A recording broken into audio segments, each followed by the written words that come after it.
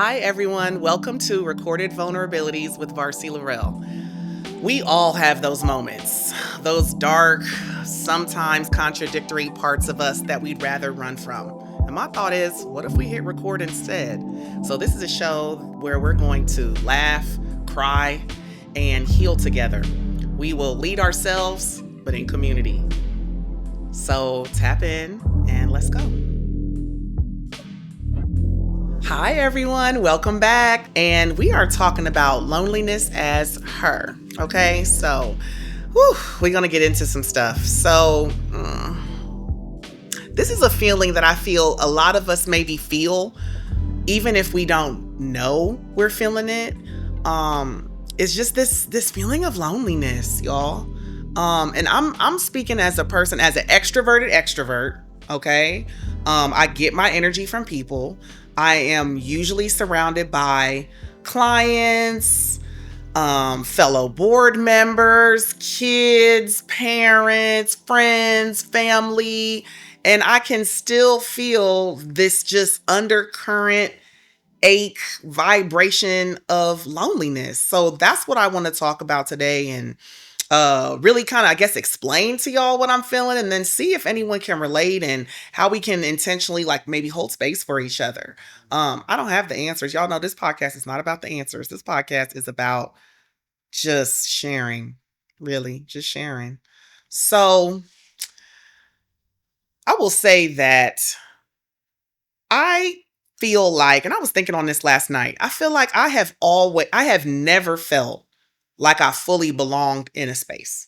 And this is like present day too, for real. So, I family migrated here from the Bahamas, so always showed up looking like an African American, but not really having the culture of African American, really having the culture of like Caribbean Black, which is different. And then living in the hood, shout out to Linden, Columbus, Ohio. But then like my grandma sacrificed to put me in private school. So I'm living in the hood, mostly Black people, going to a private school, mostly white people. So when, I come home from the bus and people don't know me because like I didn't go to school with them. I'm a porch kid. I couldn't get off the porch, right? So those main spaces that a kid has, neighborhood, school, I'm not feeling the belonging. At home, I was just like loud and creative and just not conforming to the standards of, whatever my grandma had set out for me, and always feeling like a little bit awkward there too, right? And just continue to feel this way, and kind of just became a part of my identity, just maybe forcing connections that didn't feel right, that weren't supposed to be there, being awkward and kind of stepping back and not being as extroverted. So it's a lot there, but still always this feeling of like, alone, right? So with that, I would fill it with just bullshit, y'all. I would fill it with just what's going to get me to not feel alone. So maybe it's drinking, maybe it's partying, maybe it's sex and men, maybe it's drugs like weed, like whatever, right? And now as I'm healing, I'm really like, what does it look like to give this space or recognize it? So I'm gonna give y'all definitions because I'm a word person. I love definitions. So dictionary.com defines lonely. It's an adjective, so it's a descriptive word. It defines lonely as destitute, destitute of sympathetic or friendly companionship, intercourse, support, etc. All right. So it's not about being alone. It's not about being alone, because we all have heard you can be in a room with 1,000 people and feel lonely, right? So it's not about the being alone. I'm actually cool being alone. And sometimes I don't even feel as lonely when I'm alone, because I'm sitting with myself with my thoughts, right? And I have the space for that. But really, I think what it's about, when I think about it, this feeling is really about, I'm not feeling like I'm being upheld and fully seen in connection, in community, right? It's more about this, like, the isolation of carrying like loads, like emotional loads, financial loads, That's what it is. That's what it feels like to me. It feels like isolation. And I also recognize that I'm compounding my own fears by soothing, by isolating, right? It's like I'm trying to solve this issue by just continually going in, right? Which is perpetuating the issue. So my question for us is, what happens when our support systems become the source of our sadness? Like, what happens when our support systems become the source of our sadness? So, last November, I remember I was taking my morning walk. I used to do these like 5 a.m. morning walks, and I would just be me and God, and I'm just talking or reading things or listening to podcasts. And I was thinking about, it was November-ish, and I'm thinking about, what do I want 2025 to be like? And I'm trying to meditate on my word of the year. Some of y'all know I do these words of the year. And I remember just saying, you know what? I want clarity. I want to clear out the bullshit, God. I don't know if this is right. I'll be cursing in my prayers, but he know me. So I'm like, let's clear out the bullshit. Like, clear it out. Like, I need clarity so I can make these big shifts that I need to make, right? With the fear, make them. And I don't know if y'all know how God works, but don't be careful what you ask him for, because you don't know what it's going to quite look like, And so the clarity showed up with a lot of betrayal, y'all. It's been a lot of betrayal from November to January. And the betrayal came from parents, right? And I use that term parents loosely. So, I had a stepdad, and I'm like past tense. He did not die. He's here. He's dead to me. But he did not die. He's still living on this earth. Unfortunately. I'm being honest with y'all. Okay. And so that's been hard to navigate, right? Big betrayal with that. I'm not going to unpack that right now, because this is only session 2, and I got to know y'all a little bit more for that. But that's been heavy. Not being fully seen by my mom, is heavy. That there's some things that I hoped that she could relate to with, that she just can't. And then I think back on things and I'm like, this isn't new information. She has not been able to see me. That's the thing. I think about romantic partners, right? There was a big betrayal in January with the romantic partner that wasn't new information, right? Like, he always showed me who he was, but it was in this major big way that I couldn't lie to myself about anymore. Like, I was able to go back and forth with him for years because I was able to just cut off a part of me, right? That allowed me to go back to him. But in January, again, I'll share with y'all later. I don't know y'all like that yet. It was something big I can't go back from, right? Like a big betrayal, a big abandonment. Friends.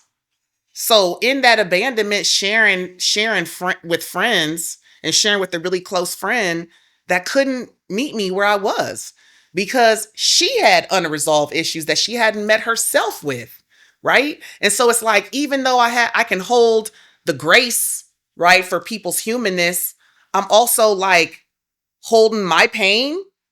And then, like, my therapist told me, I was like, I'm done with everybody. I need a whole new set of friends. I need a whole new set of people. She's like, okay, you got hurt by one person and now everybody's a no.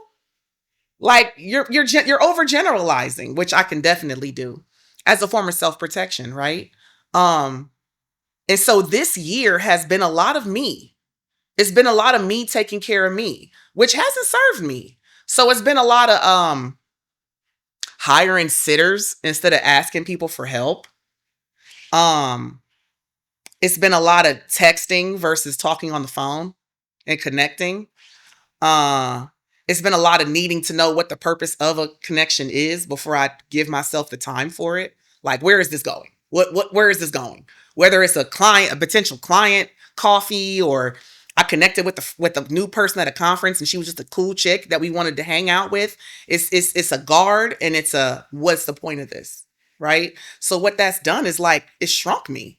It shrunk me again to isolate to just me instead of being open to community.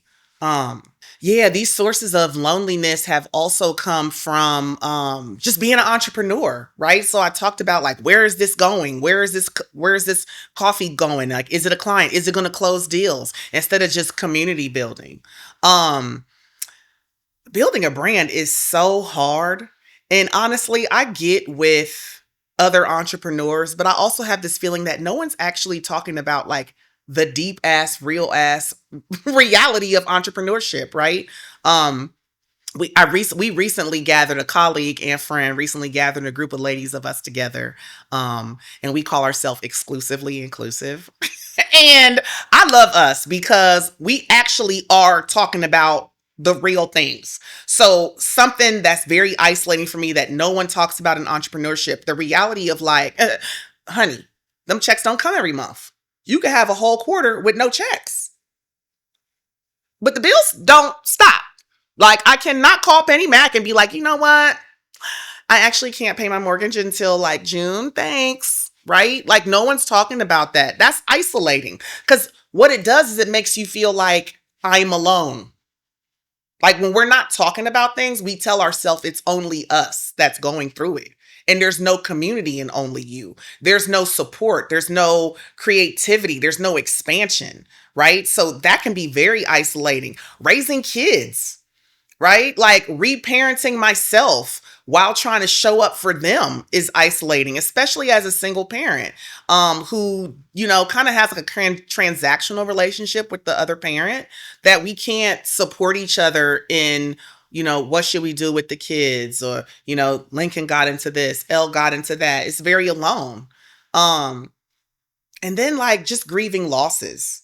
Um, and dealing with the emotional aftermath of all these things happening while still living life, right? And so some of that emotional aftermath that comes up for me, and I can't even say aftermath, it almost feels like it's in it, it's now, is the doubt of like, what's next? um what should I call my former dad? I don't even want to call him former dad. Should I say his first name? Is it like that motherfucker? Like, I don't even know. It's resentment. Like, it's some people I feel real greasy about right now, y'all. Like, it's some people like they're not getting no smiles. They're not getting no Care Bear love heart shoots at them. Like, none. If I cash you outside, how about that? I don't even know. It feels numb. Like, at my best, it feels numb, which is scary because we're feeling people. You don't want to not feel, right? Like, there's something big there when you've numbed yourself. And it feels like I'm dissociating. It feels like I'm almost having an outer body experience in my interactions because I'm not fully connected in those interactions because I'm protecting myself. I'm putting a barrier up, right? Like, I'm dissociating. I'm generalizing and I'm feeling bitter. And honestly, this is the Gemini in me. I'm still having grace for people. It might not be an abundance of grace, right? But I'm still recognizing like they're human, they're effed up, right? Also, we all are. And they got me effed up too. Like, I'm holding all them truths. And as a person that is always analyzing and thinking, it gets alone. It gets alone in my own head a lot. So I'm trying to really think about one, reframing support and redefining community. So one thing, when it comes from reframing support, I've had to realize that like support can come from people that you least expect. So I'm thinking about a time where drove to Atlanta for spring break, um, and my engine blew while I was in Atlanta visiting my parents on spring break. Okay. And it's me, the kids, we had the dog, y'all. Like, we at my parents' house. Um, you know, they weren't in a position to really help. I had to figure out, I'm an entrepreneur. I didn't have stacks and stacks and stacks things, like I maybe should have, or whatever. So I'm really trying to figure out like, what in the hell am I doing? And I'm having a breakdown, crying, boohoo crying, and trying to have, faith in God, like all this stuff. And I remember I was in a group chat and I was supposed to come back home and I had a meeting to meet a couple of older friends out for coffee. Right. And so I text them just to cancel the coffee. And I said, hey, we're stuck in Atlanta. I had my engine blew. I don't know when we're getting back. So I got to cancel the coffee. One of them called me. Now I'm telling you, I had met this lady maybe for the past year for coffee on the first Monday of the month, but we were close when we used to work together right after college. So our friendship had a gap of like 15 plus years and we were just rebuilding it back, right? She calls me up and she's like, what do you need? And I'm not a person that feels comfortable needing, which again, compounding my loneliness, right? And I'm just like, oh, nothing. She's like, no, you need something. What do you need? When I tell y'all, this lady bought me a car, did not ask for anything in return. Like, I'm talking about like probably $5,000, $5,500 she gave me, bought me a car, y'all. So I figured out how to get home, bought a car. The mechanic had the car waiting for me. I called him. He had a client selling the car. Like, that came from the person I least expected. Okay. So when someone is asking you for what you need, tell them what you need. Identify with what you need. Don't tell yourself you don't need anything. Support can come from the people you least expect. You may have to tell people what you need. They might not just offer it up like my friend did, right? You might have to actually use your mouth and talk and say, I need this, and be vulnerable as fuck. That is so vulnerable. For me, even saying this to y'all, I don't even need anything right now, and saying it, my chest is tight. Because I'm a strong Black woman. I don't need nothing, right? So like, that's hard. You might have to tell people how to show up for you. Own your needs without shame. So I listened to a lot of stuff, y'all. Sometimes I can't even give people their respect or where I heard it. But she said it's not even that it's hard to ask. It's that you're attaching that ask to judgment. Right? So like, it's not that it's really that hard to ask. You're telling yourself, people are going to say this about me for needing this. People are going to think this about me for needing this, right? And your people won't. And if they do, then they ain't your people. But you got to do your part. You got to ask. You got to sometimes tell people what you need. And you got to find safety in those small, consistent relationships. Like, it could be, I remember I read an article. This was during COVID, and I was mentally unhealthy during COVID, y'all. And I read this article that resonated with me so much. It was in Pop Sugar. The girl, the author had her name and the email. Bong, I'm in the email like blah blah blah blah blah. This was amazing. Da, da, da, da. She responded back, great, love you, thank you so much, whatever. Then it's like 4 years later, I come across, and I start following her, all that. 4 years later, I come across another article that hit for me. I reach out to her. You're amazing. This was great. Thank you so much, like, for your words. Do you know that is my homegirl right now? Like, we had a Zoom call. She's in Florida. I'm in Ohio. We had a Zoom call, connected for an hour. Like, we stay in touch. There's not a week that goes past that we don't talk, right? So my point is, like, you can find community on social media. Like, just by telling somebody how their work resonates with you, you can find community. Go out. Like, don't go in, go out. Answer those God nudges when you get them, right? If you're a person that's connected to that higher source, like, answer that call. Whatever he's telling you to do. And listen, it might not be in the moment. You might have to work some years to get up the courage, but if it takes less than 2 minutes, do it now.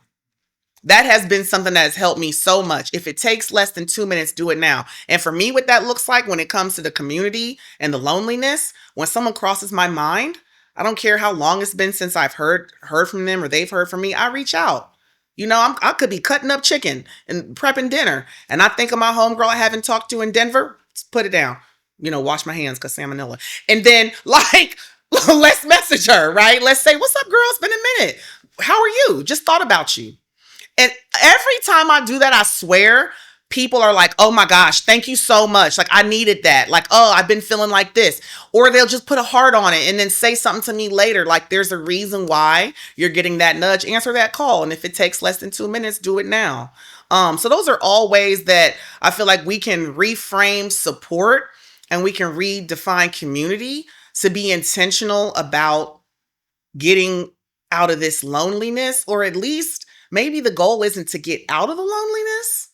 I know for me, I'm like, what if I never feel grounded and like fully belonging in a community? Okay, maybe that's just a part of my identity and, the work God has me here to do.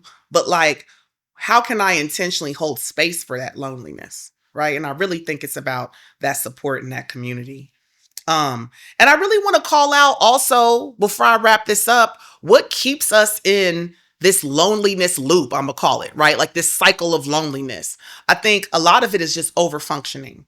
I am a very high functioning person. And so I can do a lot of things and I have high energy, right? I can do a lot of things. But what does it look like when I'm over functioning, right? So for me, I mentioned like, oh, I'm using a sitter more than I'm asking people. Oh, okay. That's an indicator that I'm over functioning. Cause like, I ain't got the money to be using no sitter. Why am I telling myself that? Why am I going more in instead of tapping into my support, right? It's not serving me. Another way that I think we perpetuate this loneliness loop is we tell ourselves, oh, everyone thinks I have it all together. Everyone thinks I have it all together, right? And I don't know if anyone's familiar with Myleik, but I love Myleik. But she said, no, they do not. No, everyone does not think you have it all together. Stop lying. That belief is holding you back. Some people think you fucked up out here. Like, so do what you need to do anyway, you know? And then like avoiding vulnerability, avoiding those moments, like to not say the hard, scary things. So I think about what avoiding vulnerability looks like to me is not starting this show, because I'm terrified of those recorded vulnerabilities, or not having that hard conversation with my mom, or with the close friend. I'm pulling away. I'm not telling the truth. I'm not leaning in. I'm leaning out, right? And I'm perpetuating that isolating feeling. And then just like pretending we're okay. We perpetuate this friendship loop just by like, nah, I got this. And then we might even get external confirmations of like, how do you do it? Like, oh my gosh, you're so amazing and you're always this and you're always that. But you,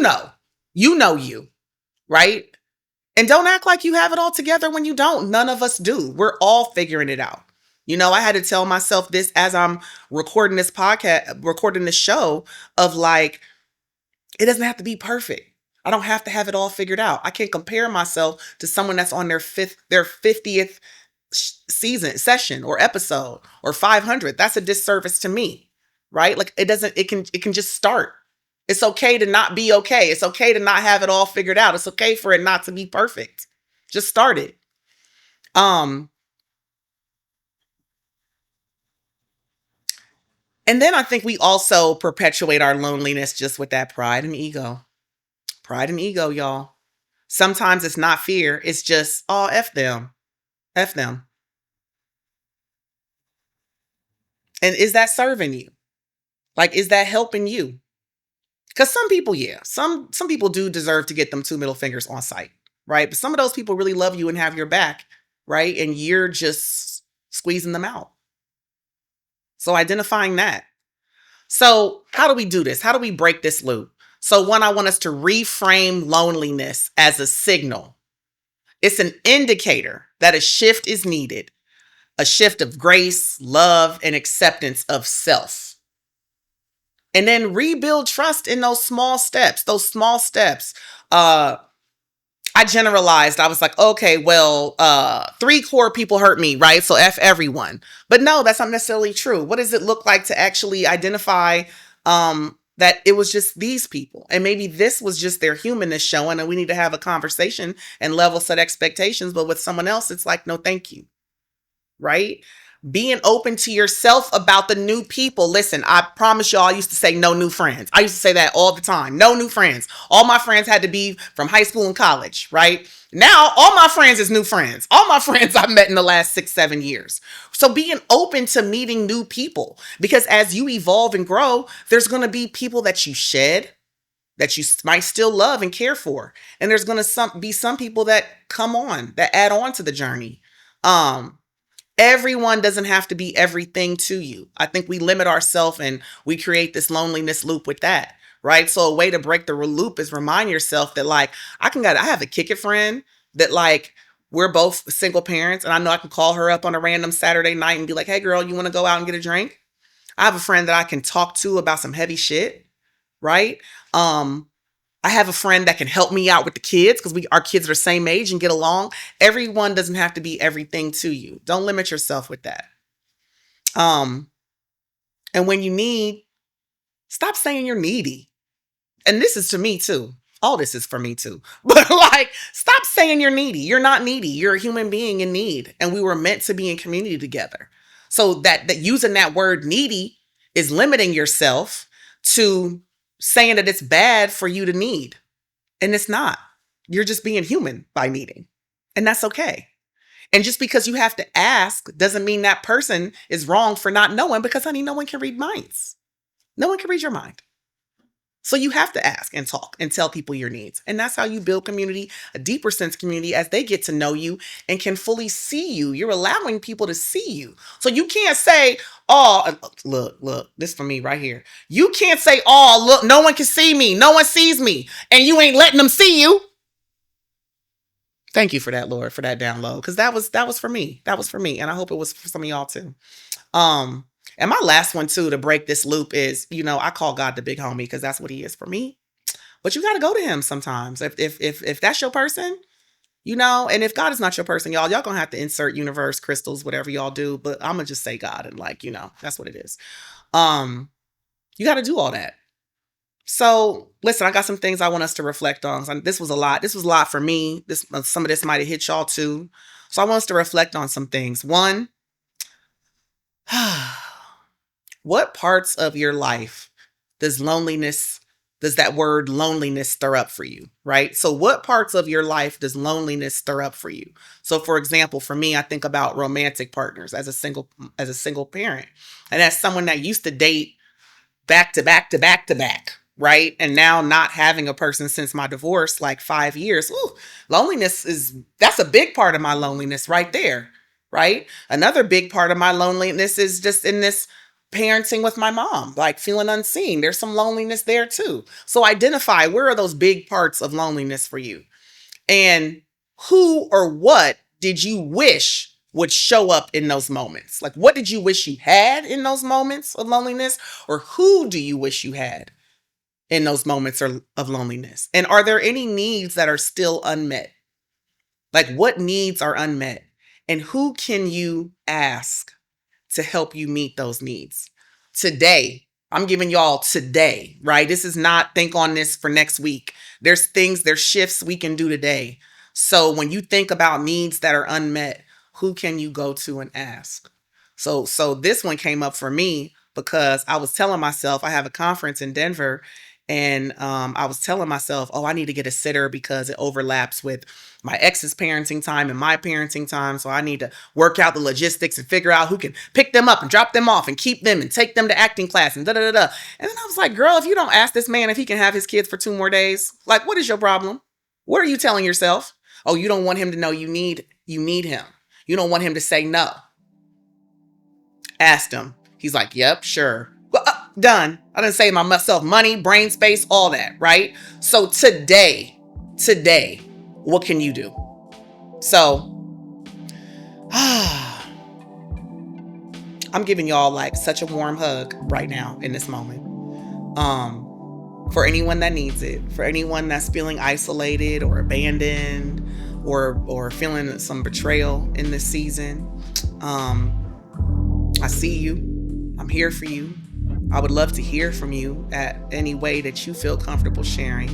And let's talk and let's connect. Y'all know all the places. So The show is in all the places where you get your podcasts, also on YouTube.